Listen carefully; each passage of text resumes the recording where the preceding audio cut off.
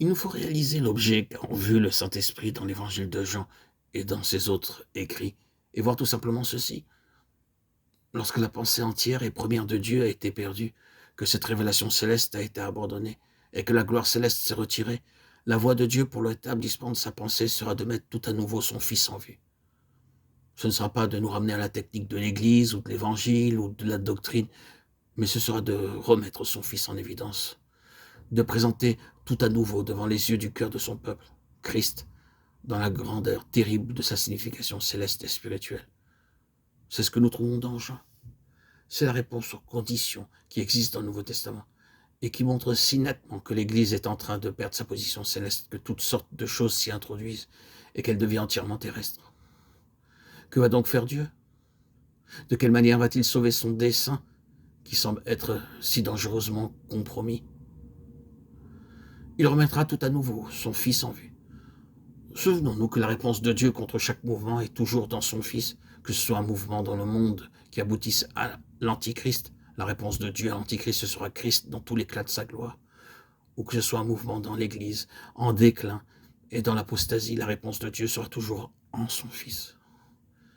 C'est la signification des mots qui ouvrent le livre de l'Apocalypse. L'Église a perdu sa position. La gloire s'en est allée. Mais Dieu intervient par une présentation de son Fils. Je suis le vivant. J'ai été mort, mais je suis vivant au siècle des siècles, et je tiens les clés de la mort et du séjour des morts.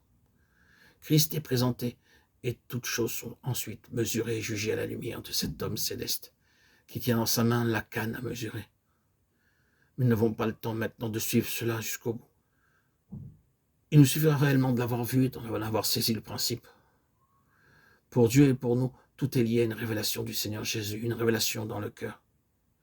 Mes bien-aimés frères et sœurs en Christ, ce ne sera pas, comme nous l'avons dit en essayant de recouvrer la technique du Nouveau Testament, ce ne sera pas dans une restauration de l'ordre du Nouveau Testament, ce ne sera pas une affirmation nouvelle de la vérité et de la doctrine du Nouveau Testament. Ce sont là des choses, et elles peuvent servir à former un cadre, mais ne pourront jamais garantir la vie, la puissance, la gloire. Il y a beaucoup de gens sur cette terre qui ont la doctrine et la technique et l'ordre du Nouveau Testament, mais ce n'est qu'une charpente froide et morte. La vie, la gloire ne sont pas là. La joie et la bénédiction ne sont pas là. Non, non. Pour Dieu, la voie de la gloire est dans son Fils. Pour Dieu, la voie de la vie est dans son Fils. Pour Dieu, la voie de la puissance est dans son Fils. Pour Dieu, la voie de la nature céleste est dans son Fils. Et c'est là, en quelques mots, l'évangile de Jean. C'est ce que Dieu nous dit là. Tout est dans le Fils. Et le besoin, le seul et unique besoin que nous ayons, c'est de voir le Fils. Et lorsque nous voyons le Fils par un acte de Dieu qui nous ouvre les yeux, le reste suivra. C'est encore l'évangile de Jean. Comment t'a-t-il ouvert les yeux? Qui a fait cela? Comment l'a-t-il fait? La réponse ou la réaction de l'homme en présence de cette interrogation est en fait celle-ci. Vous me questionnez sur la technique des choses, je ne puis vous en montrer la technique.